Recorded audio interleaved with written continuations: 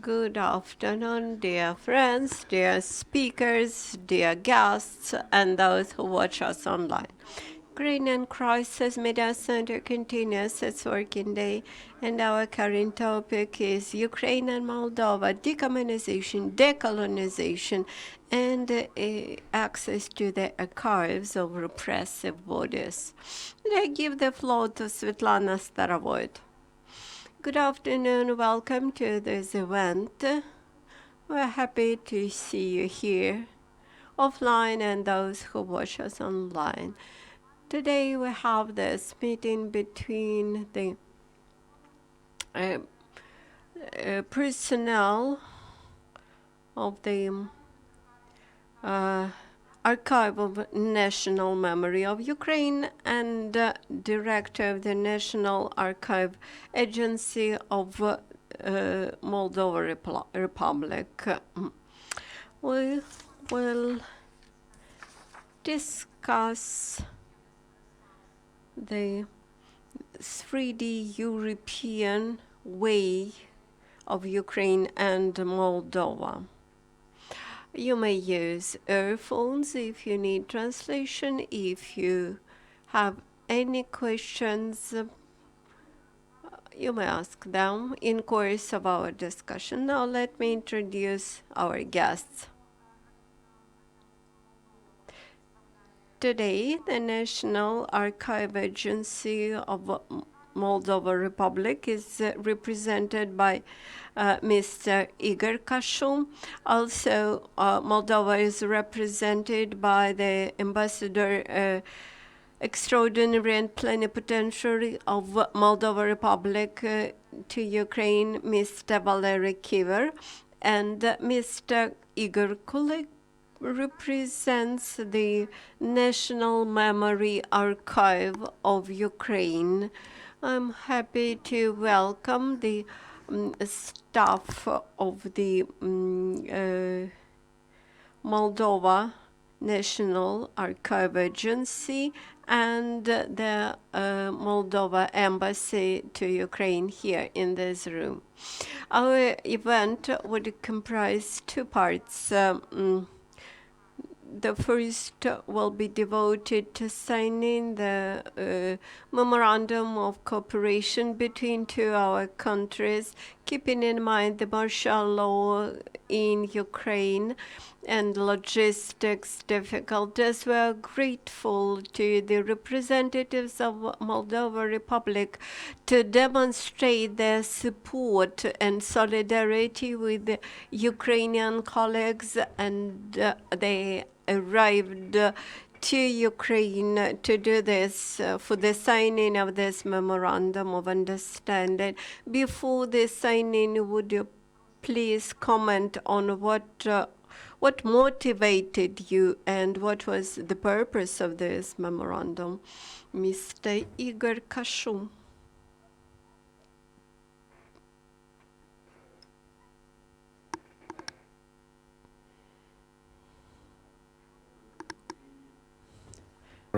The organizers for organizing this event.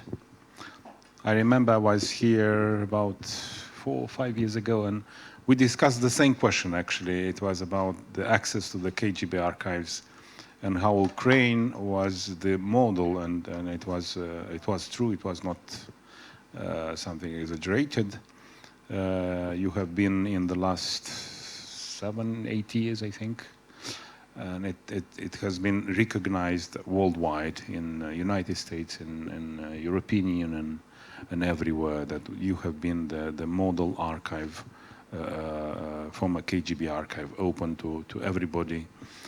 So I'm very happy to be here again and actually discussing almost the same questions. So they are very topical nowadays, and especially after the Russian invasion in Ukraine after 24th of February this year. We are here to sign a memorandum between our organizations because our organizations are having common values, are sharing common values and having common aims in in memory politics in our countries, in countries that recently have been recognized both as candidates to European Union membership. So these values and these policies dates or predates this international recognitions of our European aspirations. And of course, we are very happy to be here and have the possibility, and we should help. We should thank our Ministry of Foreign Affairs and European integration, and I thank the Mr. Ambassador of Moldova to be here and for helping us to reach this moment, yes, and to be ready to sign this agreement. This agreement, this memorandum, more exactly, is about our intention to collaborate in our domain in terms of archival policy, how we digitalize the documents, how we make them more accessible to the people, why that is important, and many activities that are related to archival work and memory politics at the same time. Доброго дня, колеги. Насправді, знаєте, Good afternoon, dear friends. Today, during only one day, we witnessed two airstrike alarm sirens, and this emphasizes that there are two camps. One camp which is approaching to Europe, to Euro-Atlantic integration, and the camp whose countries wishes to become part of the part of civilized world, and who are ready to open archives both for the researchers and for citizens. On the other hand, the fact that today Russia tries to occupy entire Ukraine, and I am sure that they want to occupy the entire world. It shows that there is another camp, the camp who wishes to remain totalitarian, and this has been lost in not from 1990s but much earlier. And against this monster we have to stand united, and in my opinion this movement towards Europe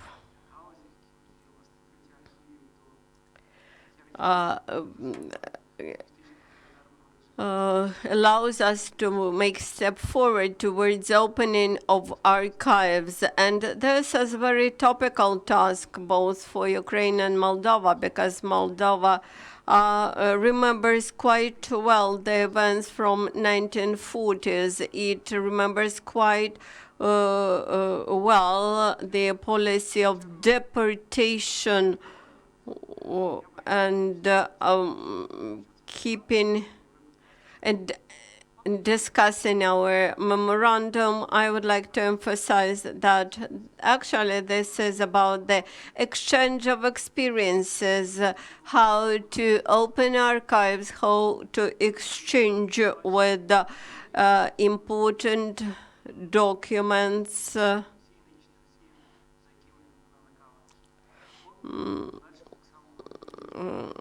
to exchange with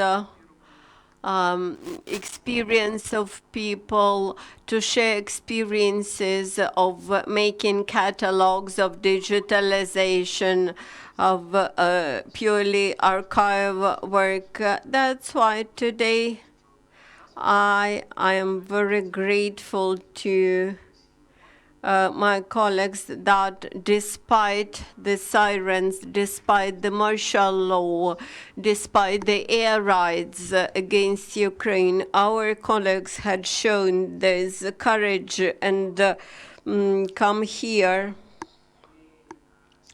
to support us. And we are together, we work together. And this is our contribution to the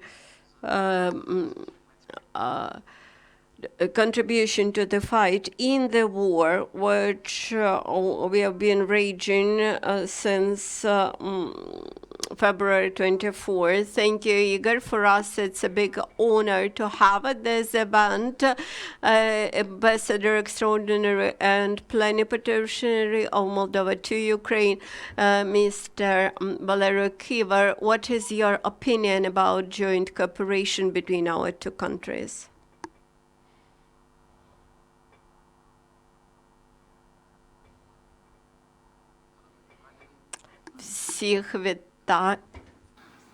As ambassador of the Republic of Moldova to Ukraine, thank you so much for inviting us. I didn't manage to enjoy the peaceful Ukrainian Kiev since I came to this beautiful country just before the war. And this period, of course, created a lot of problems for everyone. First of all, for Ukraine, for Ukrainian people, but also for us, Moldovan diplomats in Kiev.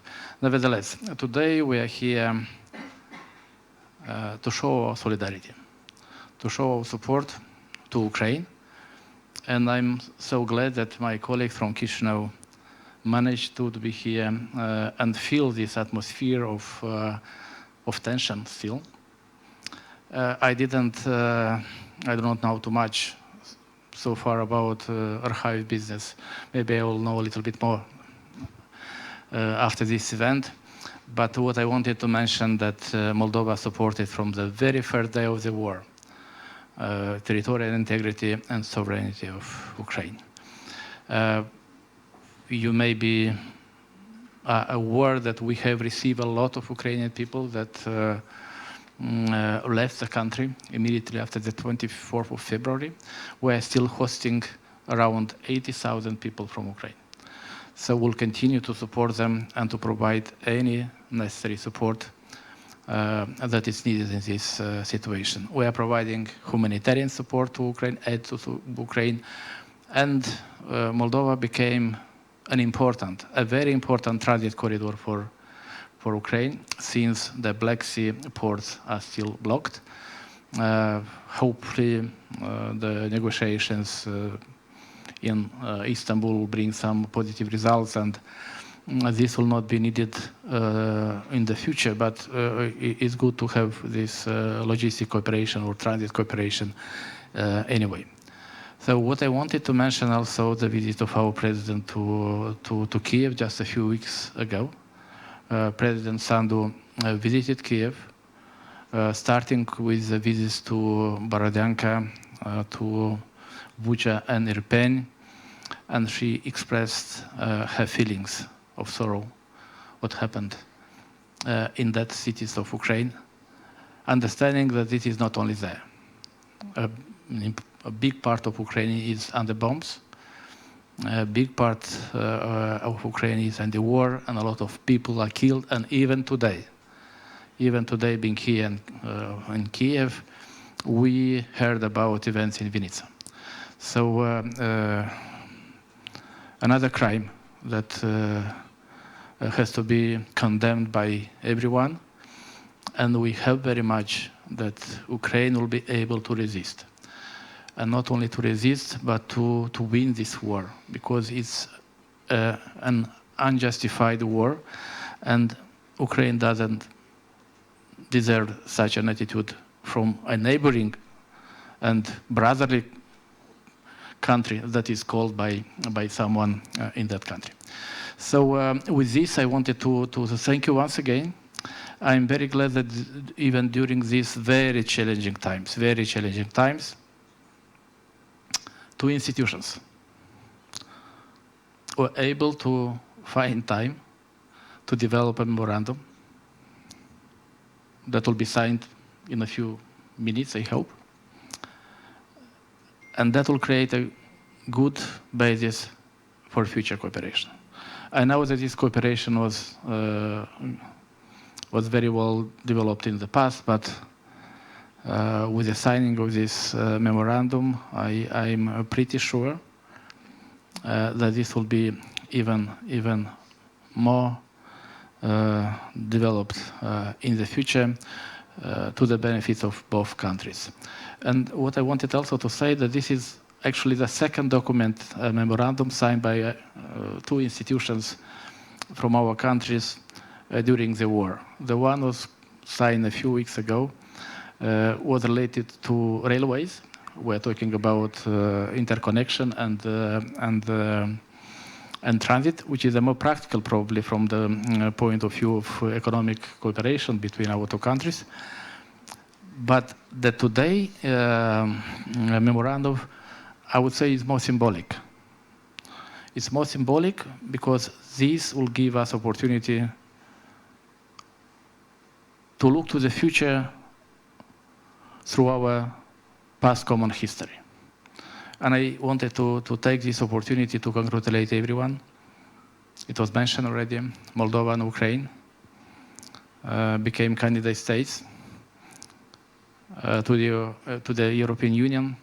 It shows that we have a common vision and we have a common future.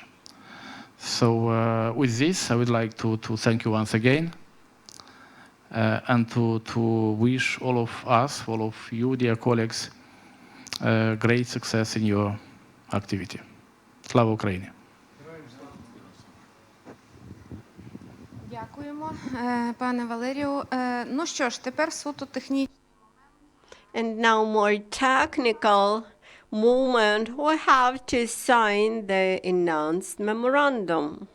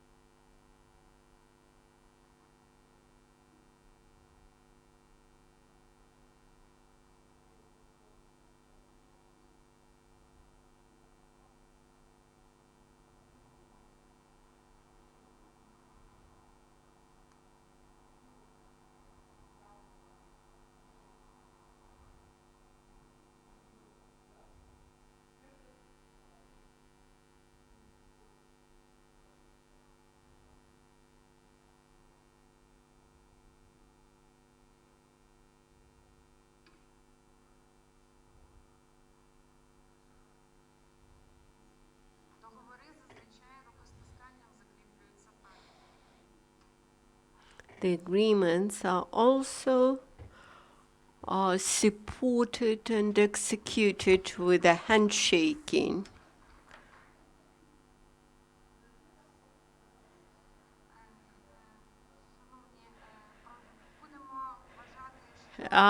Dear friends, let's consider that the technical moment on starting big research and scientific work and scientific cooperation is laid, and that our cooperation with the National Archive Agency of Moldova will be long and fruitful. And as a first step in this cooperation, we will make through the ongoing discussion, the following discussion, which is about decommunization, decolonization, and access to the archives of repressive bodies. As His Excellency Ambassador Chiveri mentioned that we have much in common in this area. We have a joint big period of joint history in the state which melted down long ago, and we have chosen for the joint vector and trend of development aspiration to the European Union. The only difference is that Ukraine now has to pay a high price for these aspirations. The issue is that our elder brothers decided to denazify the younger brother, and they had declared that loudly and even had written this in some program documents. This began some time ago, and due to some reasons, by the way, those reasons are very closely interconnected with the documentation of the repressive bodies. Those documents of the repressive bodies were not studied carefully by researchers, and the significance of them was underestimated by civil society. Currently in Russia, we observe the same signs of Nazi regime as used to be in the Nazi Germany. This is almost the absolute power, the limitations of civil freedoms, the militarization of society with the provoked conflicts. What is going on in Ukraine is not new for Russia. Earlier, that was organized in Chechnya, in Georgia, and in Transnistria, and even in Syria. That's why we have to look closely at those phenomena. We have to study we studied, and we have to look more closely at the archives of repressive bodies. There is one more thing which allows us to distance ourselves from the totalitarian societies. Unlike in Ukraine, this process in Moldova started back in 2012. In Ukraine, the process of decommunization started a bit later, in 2015, with the passage of several decommunization laws.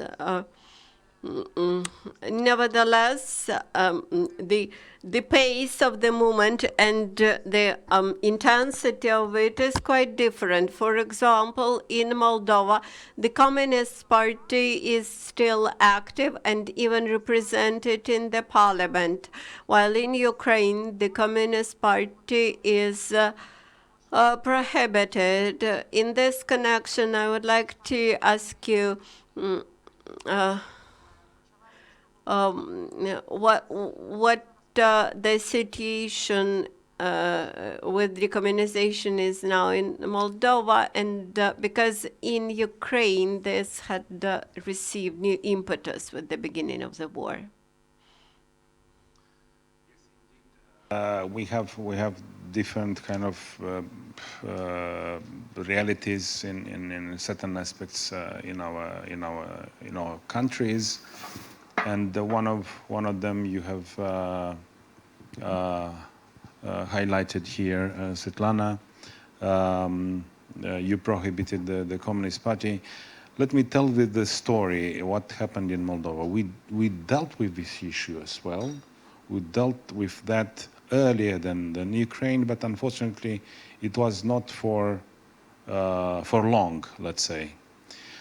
More exactly, even before the independence of Moldova was declared on the 27th of August 1991, on the 23rd of August, so 4 days before the declaration of independence, and 1 day before the Ukrainian declaration was officially announced, we prohibited the Communist Party of Moldova because of the role, perceived or real, that the Communist Party of Moldova played in the Moscow putsch against Gorbachev.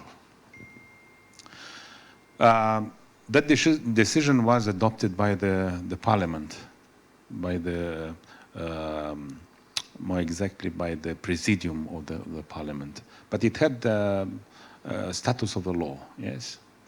Unfortunately, 2 years later, in 1993, another decision by the parliament was adopted, in which they found a kind of legal niche. Yeah, the decision of 1991 said that the Communist Party is prohibited.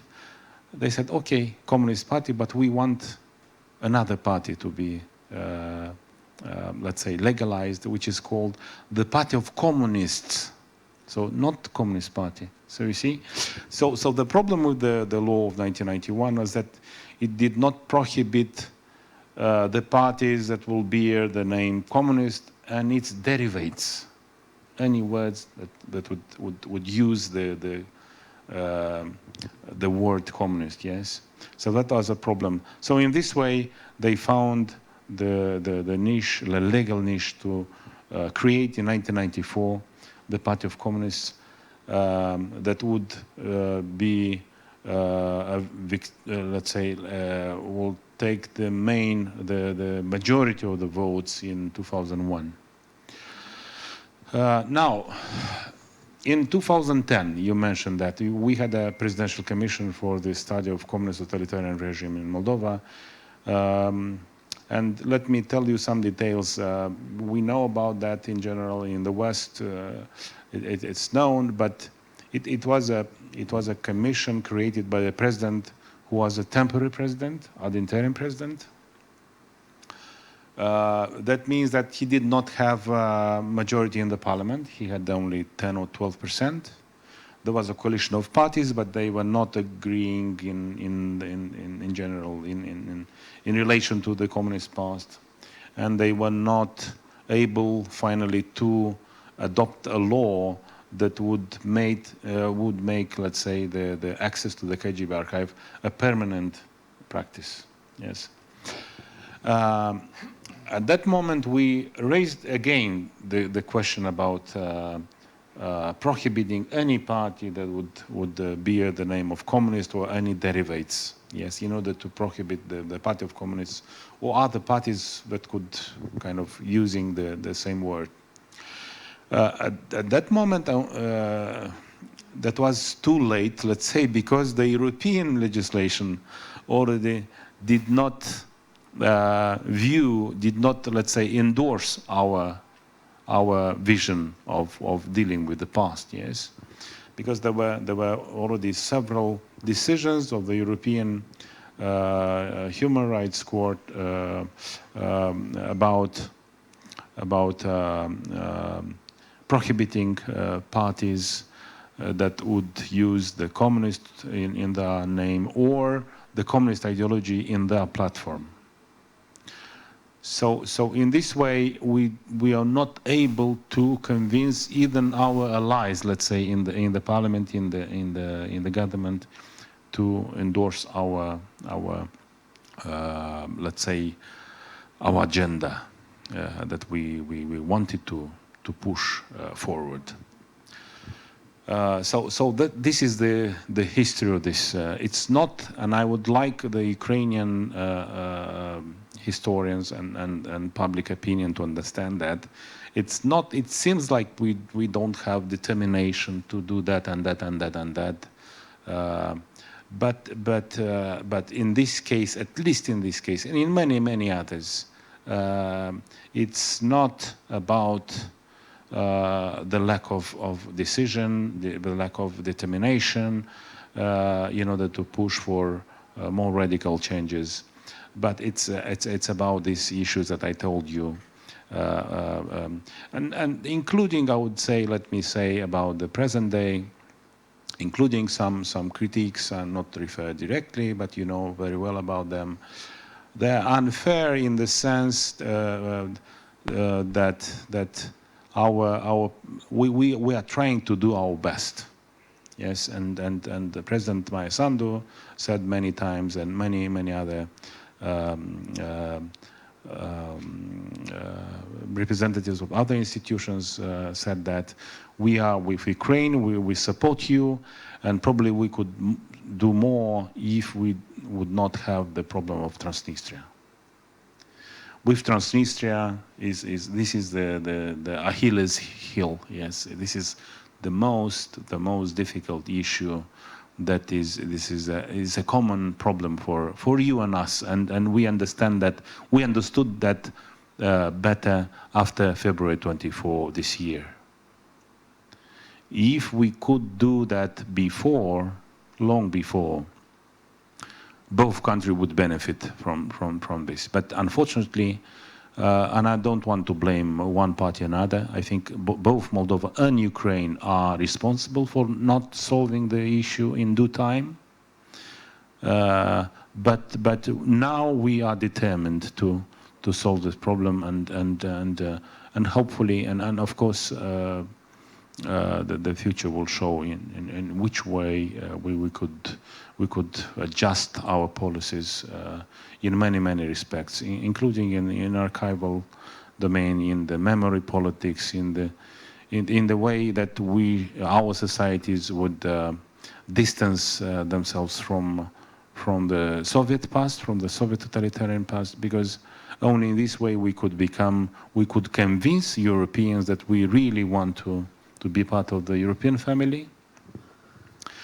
And I think that, let me say another idea about how archives can help the present, understand the present and build the future.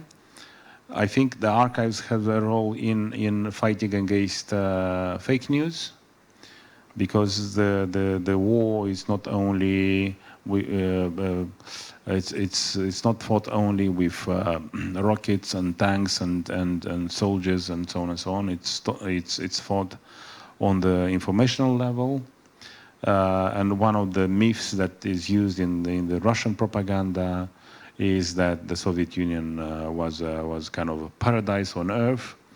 Repression was only minimal, was marginal, and when it happened, it was justified. The archives, the archival records of the Soviet Union, not of the CIA or other kind of analysts and all this stuff. The archives produced by the Soviet state show us that the mass repression was was used at the mass level against elites of different nationalities. And in addition to motives of repression toward different nationalities, the non-Russians were more vulnerable to the Soviet repression state because of nationalism. Yes, so every non-Russian was suspected by being a nationalist, because he or her stressed the need to speak in his or her national language, and that's why this is a big problem. And let me tell you the last idea I want to stress now. You remember that the Soviet Union, the Soviet discourse mentioned that there were two dangers to the unity of the Soviet people.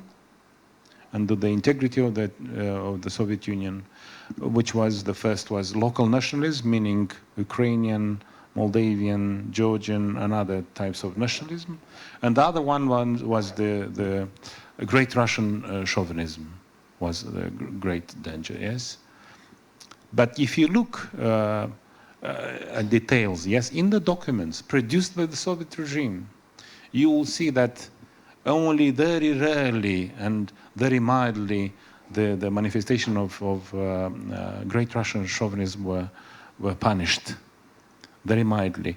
Myself, I have found in Moldovan case, after the war, yes, after 44, I was looking in the party archive, file by file, yes, дело, каждое дело, практически, да?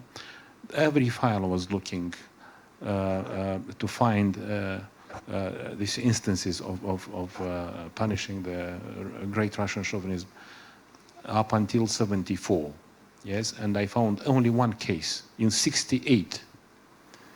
In other cases, you have Moldovan, Romanian nationalists, yeah, in the language of the KGB archives, yes, a lot of them. During the Stalinist period, afterwards, up to early 70s, yes, you have people condemned because of nationalism, not because they were, rebels, they were organizing, armed resistance, or they were wearing arms and so on and so on, just for ideas, just for saying that they, and sometimes they were punished because they were using Lenin's words about Bessarabia, and they said this is anti-Sovietism. I said, no, hey guys, no, Lenin said that. Lenin said that in Bessarabia the majority of the population is Romanian-speaking Romanians are the majority. And Marx said the same. So how I could be anti-Soviet? It's very interesting, you see? So they fought against the Russian chauvinism using the dogma or the same text, let's say, quotation marks of communism, you see? So you see a lot of discrepancies between the discourse and reality, only in certain cases. And what is happening now? So this is connected to the present day, yes. And I think that the Soviet Union had a chance to survive if the state would try to fight, let's say, equally against the Great Russian nationalism, and more exactly, if Moscow would insist that the Russians sent to other republics should learn Ukrainian, Romanian in Moldova, Latvian and so on and so on, I think the Soviet Union could survive. And another idea was that if the Russians could be as industrious as the Germans and as serious as and so on and so on and so on, they could be a model, but they were not a model. Yes, and we don't want to detail what they had in this regard, but unfortunately, their behavior was considered as the model for the Soviet man, for the Sovietsky человек, and we know very well this. Sometimes it's about stereotypes, but sometimes it's about realities. And these two main factors, I think, contributed to the end of the Soviet Union. And now they want to recreate it. And what is happening now is actually also related to communism, because we remember Trotsky saying in early 20s, he said, without Ukraine, there could not be Soviet Union. It's the same happening now. Russia understood that without Ukraine, Russia could not could be an empire. So you see how this is very connected. Дякую, пане Ігоре. Дякую. Thank you very much, Mr. Cașu. I would like to add and recollect the words by Lenin from 1918 that without Ukraine, Russia would not survive. He said that on the occasion when the first wagons with grain were transporting grain from Ukraine to Russia. I agree with what you said about colonial impact of Russia on different republics. I enjoyed it very much. Your mini lecture, thank you. As far as I know, you are founder of the Center for Studies of the Cold War under the University of Moldova. Perhaps you have already gained experience of work with the communist and Cold War documents. Our archive is young in terms of research on this topic. We understand that establishing such specialized archives, it brings in the issues related to the work of these archives and in these archives in terms of research. With this, I would like to give the floor to Mr. Ihor Kulyk, who will describe the Ukrainian vision of this issue. I will start describing what's going on in Ukraine. When we speak about democracy, we immediately recollect what is written on the Archive Agency of the United States. There is the big inscription, democracy begins here, meaning that democracy begins from knowledge, true knowledge of the past and of the present. The previous director of the archives in Poland liked to say that in the historic documents you can find the truth, the lie, and a provocation. And I sometimes agree with him. When we look at the map, and look for countries which have special legislation as to the archives of repressive bodies and have specialized archives that keep the documents of the repressive bodies, then looking at such a map, we would find that those countries are simultaneously members of the European Union and members of NATO. Moldova and Ukraine today had stepped on this way and tried to ensure access to the archives of repressive borders. And this actually reflects our commitment to become members of the European family.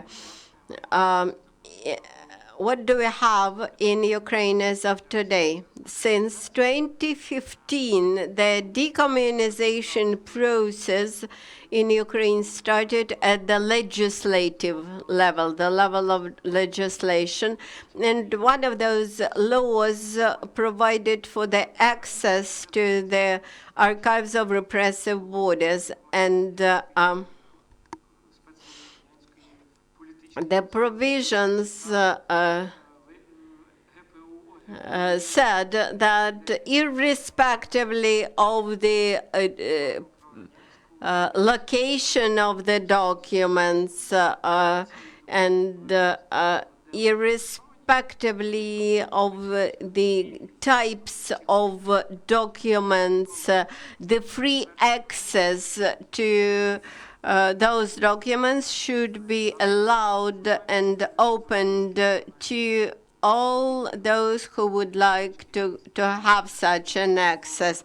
And nothing should be requested from the person who wishes to get this access to the documents. What may look strange for us, that despite 30 years of our history, all those documents are now kept in the in the law enforcement agency archives. And those institutions like Security Service of Ukraine, the National Guards of Ukraine, the National Police, etc., etc., and of course in the conditions of war under martial law, they have a lot of other concerns and tasks and challenges than to research, to do the history research. Unfortunately, in result of that, on March 25th, because of the fire in the Security Service of Ukraine in Chernihiv, the archives of Chernihiv, security service, they simply were burnt. That's why, as of now, we have to systematize the documents. Those documents which are not of current secret nature, those documents which are purely historical documents, they should be transferred to one place, one location. And the archive has to be established. As of now, we do not have such documents. We do not have such a collection because for the 3 years we have been doing reconstruction and preparatory work here in Kyiv. Looking closer at the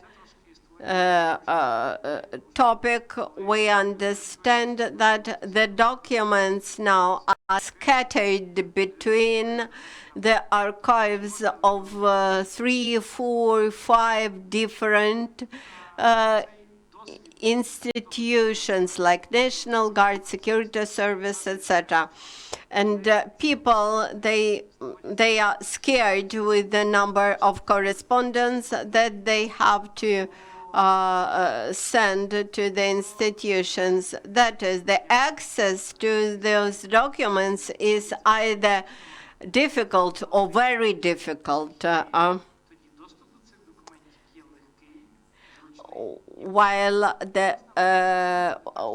when the documents are in just simple archives, even this is a specialized historical archive, then access to them becomes very simple and easy.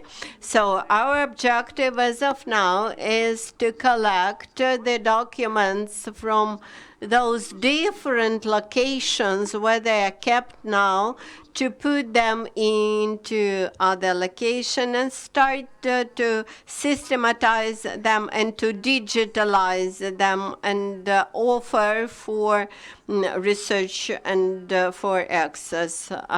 As far as I know, you are not only an organizer of the archives, but you also were in the special committee under President of Moldova. And another question, what is happening to the archives of repressive bodies in Transnistria, whether they were transferred to Moldova or not?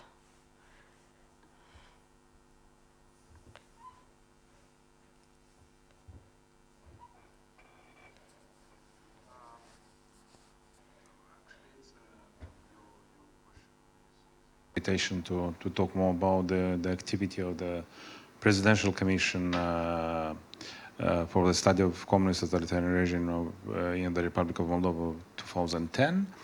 Actually, it was created, the commission was created in mid-January, and it had the mandate to do research only for half a year, even less.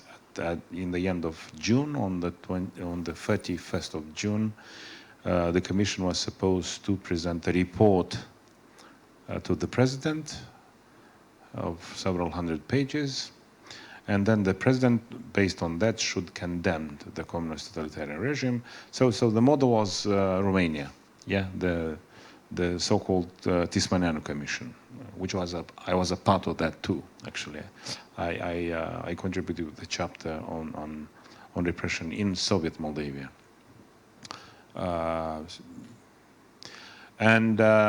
So what happened at that time? I told you there was no majority in the parliament to change the law in order to create. Actually, it was an initiative very close to what Ihor Kulyk said now, to create an institution that would gather, would collect every file related to communist repression, including general files of the Secretariat of MVD, of KGB, but also and especially the individual file of those repressed, about deported or repressed outside the mass deportations, because this we trying to explain to the people in Moldova that it was not only the mass deportations. The mass deportations were only the apogee of the repression. There were deportations, individual or in small groups, before and after the mass deportations. The law could not be changed, and the strategy that has been adopted was to transfer the files from the KGB, from the Minister of Interior, to the National Archive. And since the National Archive was a public institution, everything that is there should be accessible to everybody. So in this way, we solved at that time the problem, yes. And in the next 1 year and a half, about 20,000 files of the deportees, both from KGB, archive, special depository, have been, because I'm now the director of the National Agency for Archives. This means every archive except former KGB and Minister of Interior. The problem was about the space. The problem was about the, I think, lack of political will to continue this process. So we lost 10 years, actually. And now I am trying to resume this process, yes, and I already met some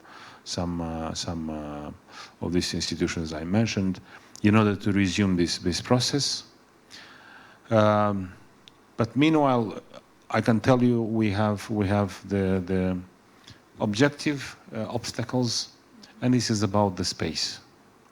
We don't have, we are responsible for taking archives from 300 state institutions. Imagine that, yes? Ministries, different agencies, and so on. We don't have space to do that.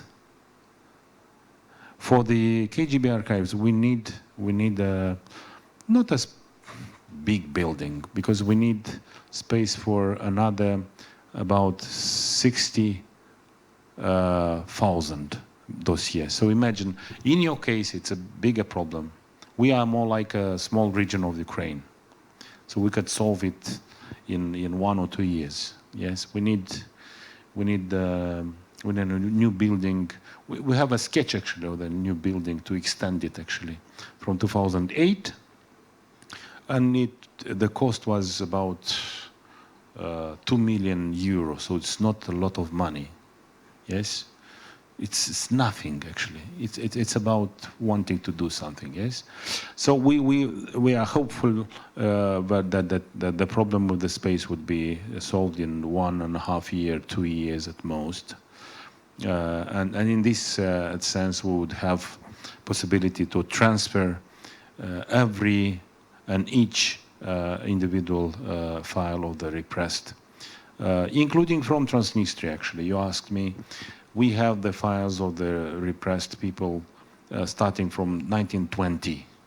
1920, yes. So victims of the Red Terror in the right bank of Dniester River, which was not yet autonomous Moldova Republic. It was a part of Ukraine. Yes. So, but involving. Let's say, people that were living in the present-day Republic of Moldova. And actually, probably you know, in 1962, actually, Moldovan SSSR and Ukrainian SSSR started the exchange of the files according to the present territory at that time and nowadays. Yes, so everything that we had with the South Bessarabia, we sent to you. Everything you had for Transnistria, you sent to us. So we had this exchange. So basically, if you need details about the present-day Transnistria, you should ask us. And there were rumors that in late 80s and 90s, some of the most classified documents have been transferred to Tiraspol, you know, in the last days of the Soviet Union. I cannot either deny or confirm that. It could be that some of the most sensitive files related to informers, agents, could be sent to Tiraspol or to Moscow. That could be the case, but not the case because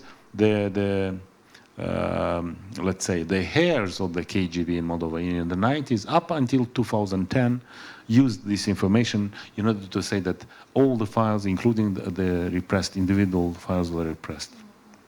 So only in 2010 we acknowledged that actually we have that in Chisinau. Yes? So this was a kind of manipulation, yes? And what is interesting is that we had the legal basis for access to these files from 1992, the law of the repressed, the rehabilitation of the people that have been victims of the communist Stalinist regime, you know, for the whole period, not only Stalinist period, but the whole period, including issues about the perpetrators. You see?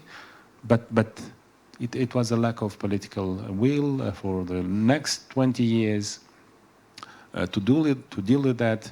So we have a lot of issues we should face and solve now when we have a majority in the parliament that is pro-European in deeds and in intentions and in deeds. As you can see, we have a government, we have a president that is determined, and it depends a lot, I can tell you, about the people who are leading the institutions, and we can do that. And we should talk more on how you do that, how you communicate. It's more about, you have a kind of unanimity, you have a majority at all level of the power in all the institutions, but it's about dialogue. Sometimes there are some kind of institutional logics, institutional interests, and we should work more on that. And this is very important. And this is specific for all democratic countries. So we should be more let's say, insistent in this sense. I think we have both in Ukraine and in Moldova. You have the support of the political class, the political elites, but we should work more in the sense of convincing other actors that what we are doing is for the common good, which is not kind of institutional kind of the institutional competition should not let's say create obstacles in fulfilling this agenda, which is essential for our ascension to European Union. Дякую, пане Ігорю. Питання. Thank you, Ihor. This is the issue of big interest for us. We've been fighting in this war with Russia since 2014, and the destiny of archives in the occupied territories of Donetsk and Luhansk regions is a big concern for us, and I was very much impressed what you said about your contacts with Transnistria in terms of archive information. And now I would like to discuss the issue how to look for information about repressed people, repressions against people in the archives.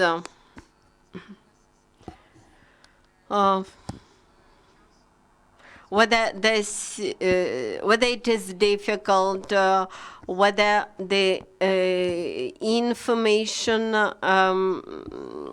about the documents which are kept in the archive is available, whether there is possible for citizens of Moldova to work in the archives independently, how difficult it is for them, and so on.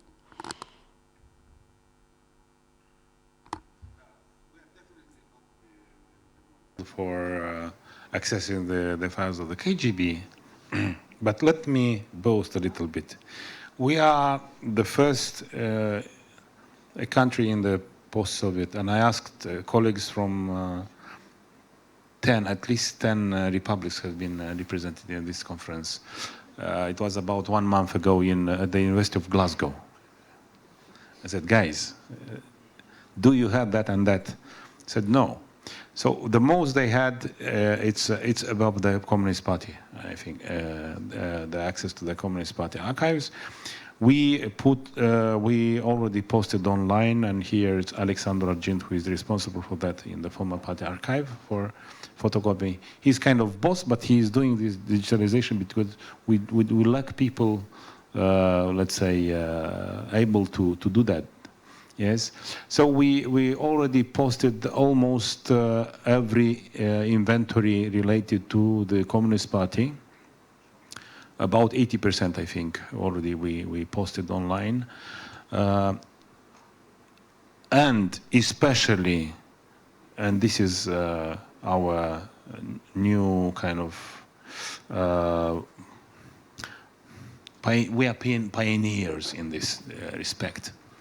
So I checked the information. Please check and tell me if I'm wrong. But we put also a very important instrument in order to access the archives from the distance, to know what you have there. And you go to archives already, you know where to find that. We put the so-called перечни вопросов ЦК, Бюро ЦК Компартии Молдавии. So it's about the list of the subjects, a very detailed list of the subjects discussed at every and each meeting of the Bureau of Central Committee of Communist Party of Moldova. From 1940, we stopped in 75 already. So we have the last 50 years up to 1991. So it's a very, very useful instrument.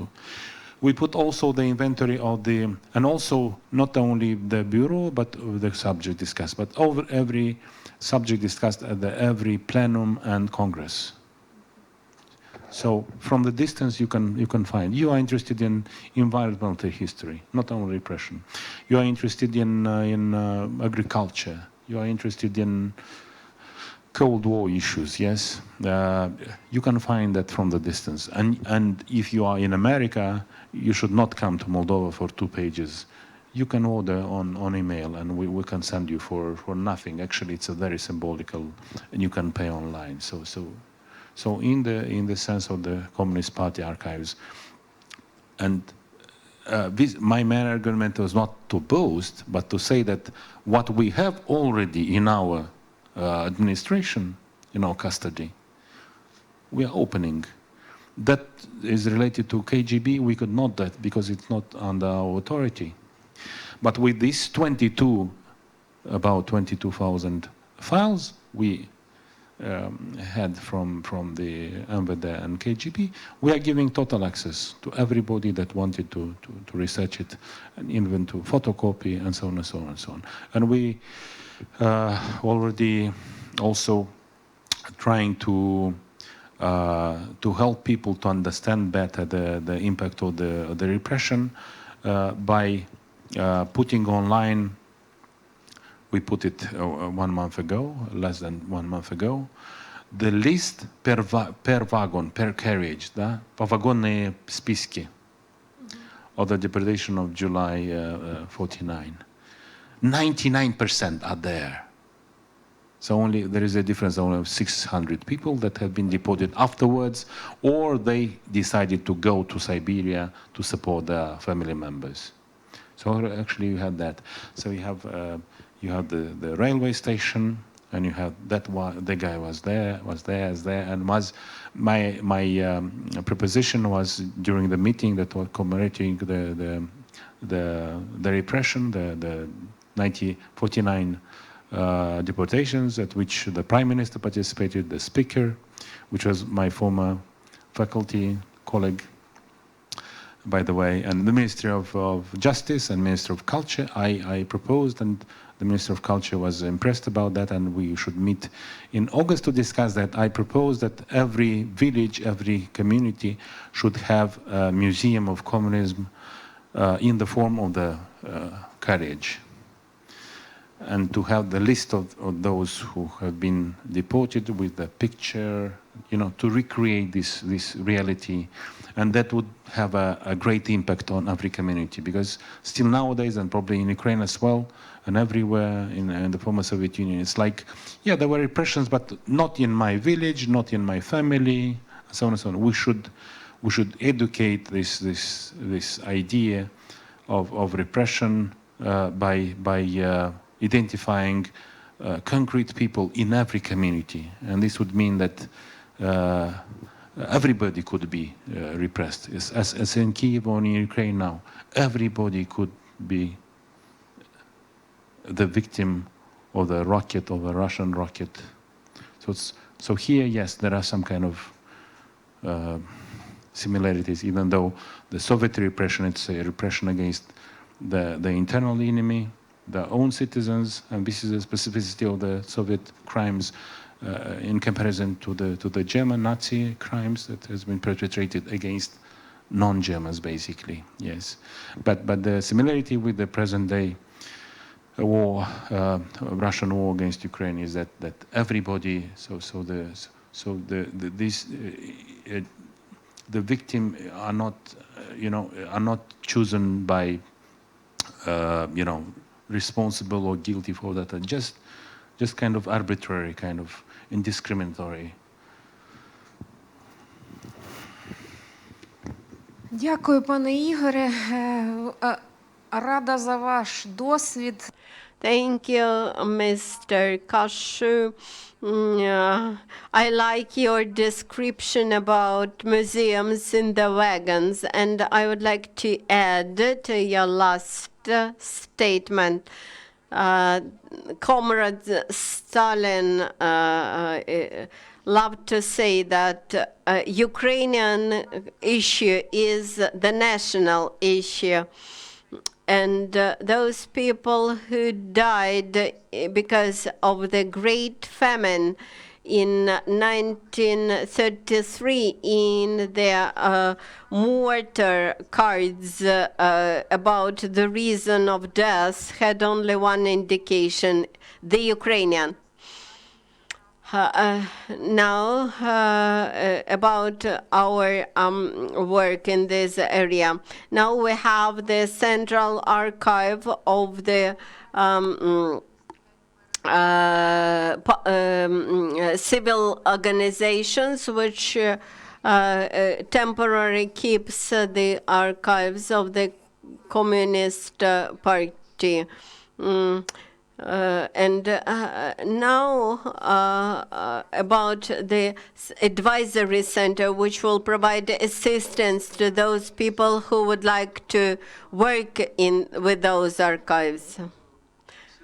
Thank you. I will start discussing, but I would ask Mr. Cașu to contribute to our discussion, because when had been beginning that work some years ago, we started with several requests from people whose relatives, grandfathers, grandmothers lived in Moldova, and I asked questions to Mr.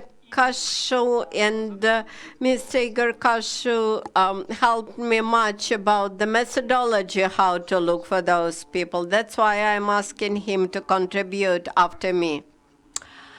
So how do we assist to people who want to find information about their relatives, ancestors, family members who were repressed, etc.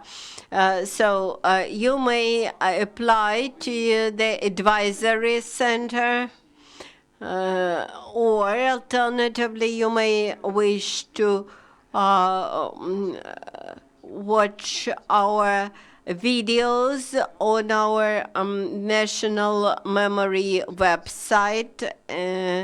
A week ago, we presented that small videos in Cherkasy, where during the opening of the exhibition, Russism is equal to Nazism, and I encourage you to visit the same exhibition in Kyiv, which is on Mikhailivska Square, just near the Mikhailivsk St. Michael Monastery in Kyiv. In my opinion, the absence of the Nuremberg Tribunal for communist regimes resulted in the war which we are having today, and which may be equal in scale to the Second World War.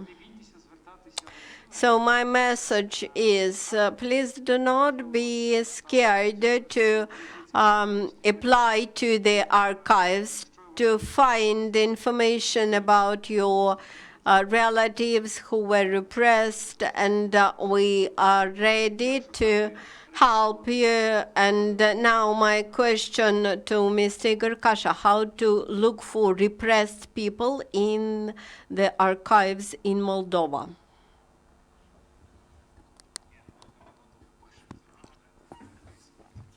3 months that when I became the director of the agency. So you show, openness, and people, of course, they are invited to ask, they are encouraged to ask more, and we said we will try to help you, and so on and so on and so on. The first step actually is to ask us, but actually very, very soon we didn't have time because we had a national conference of archivists. Igor already knows about that. And then Natalie Kromov, we'll meet tomorrow, also knows about that. He intervened in this conference with a welcome speech.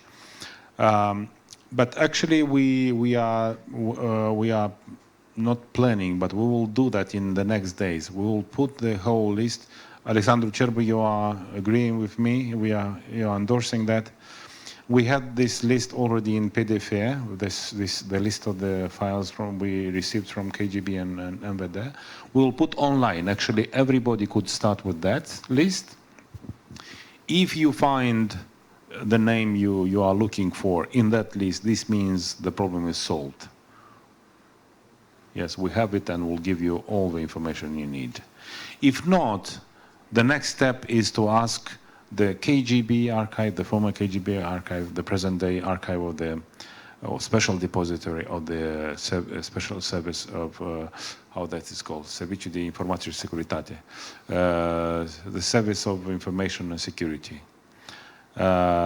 They have the most of the files, and then if they don't have it, you should ask the Minister of Interior, the special depository. So these are 3 steps. But we are working in, I told you we don't have the space to receive all the files. We will try to solve the problem in terms of information, to ask them kindly and insistently.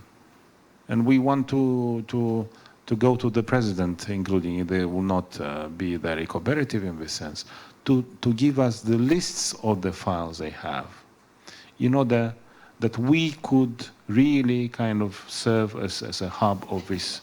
You need a center. Yes, it's not mandatory, let's say, and sometimes it's impossible to have immediately all the files in our custody, but at least we could have the database, the unified database, in order to answer to the petition of the people, because 2 of my colleagues published in 2010 the first volume of the 5 intended collection of documents on the victims of the Great Terror in Moldavian Autonomous Republic, a part of Ukraine at that time. Yes, and what happened? The people from Transnistria, yes, they acknowledged only at that moment. Imagine, after how many, 72, 73 years, that their father or their grandfather was killed. They never knew about that exactly. They kind of suspected because he never returned home.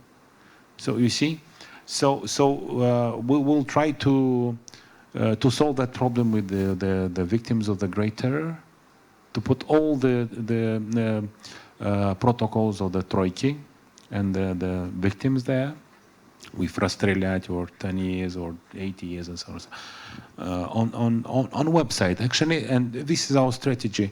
We should not be obsessed with this idea to publish documents, volume of documents. It's a lot of money, it's a lot of time. You should just scan them and put online, and everybody would. And I was impressed by this list of Pogogonoi spiski. People around the world access them. According to our estimates, several 10,000s of people accessed these files, you see? So you have an immediate effect on that. So we should work on that, because it's very cumbersome procedure.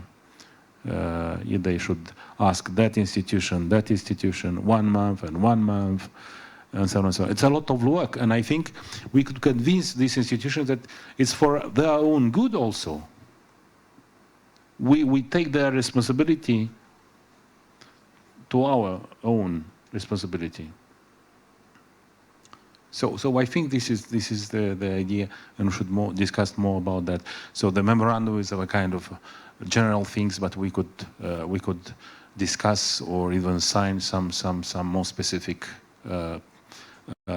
collaboration accords to how to deal with common issues, and how to have really a kind of common strategy, not only in words but in practice, and then to push forward, to use Ukrainian experience to push on our institutions. And I use that and useful in some issues. I said, it's very secret kind of personal data. Hey guys, what personal secrets? We had that data in the party archive. It's more kind of, or we had that, I had access to the Ukrainian SBU archives. Why in Ukraine is not secret and here is secret? Tell me, please.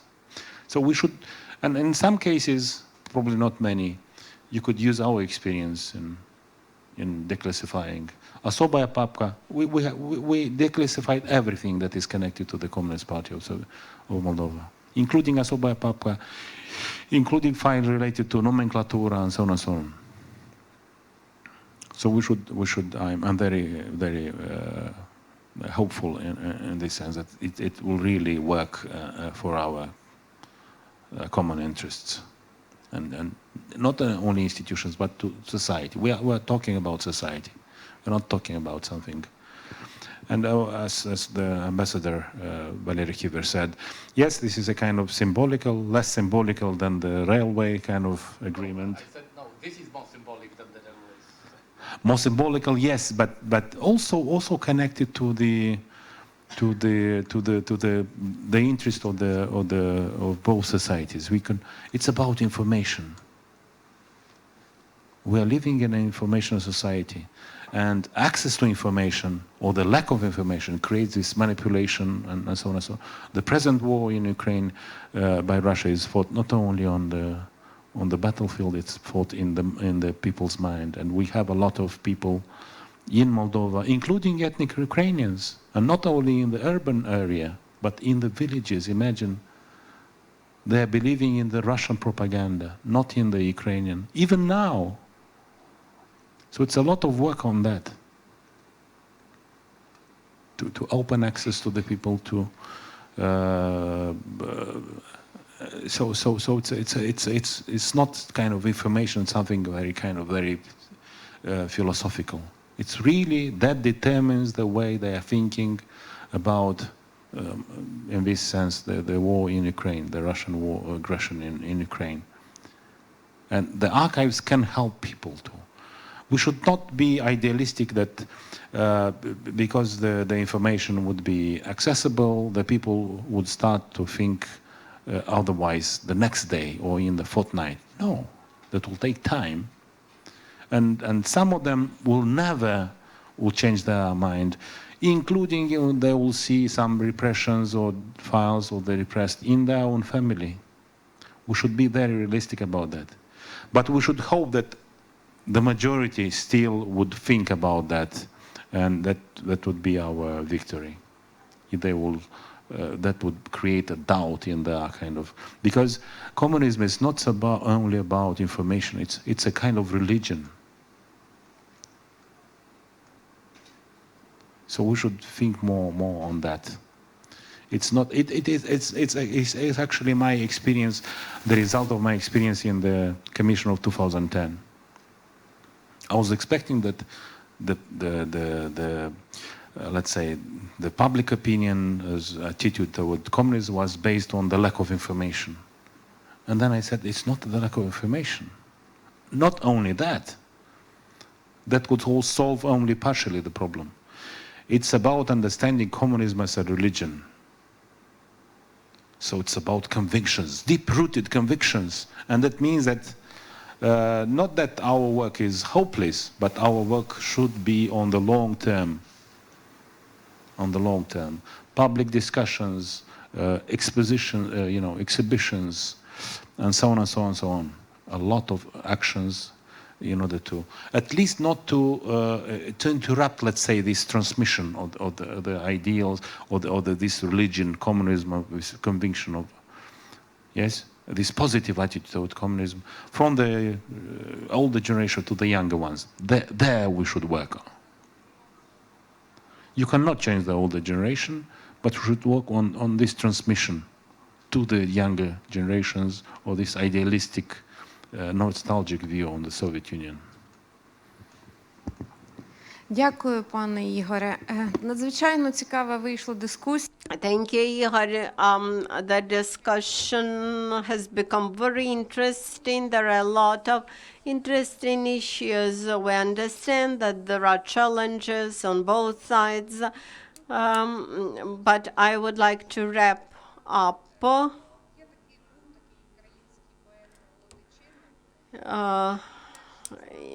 In 20th century, we had famous Ukrainian poet Pavlo Techina, and he suffered because of moral pressure.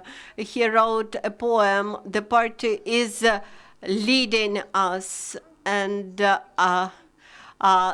the lines are as follows: "Let them do what they wish, but we have to do what is our business." meaning that we have to act as we believe, and we will work in our archives and with our archives for the sake of the whole society. We are very grateful to the Ukrainian Crisis Media Center for this event. Thank you, and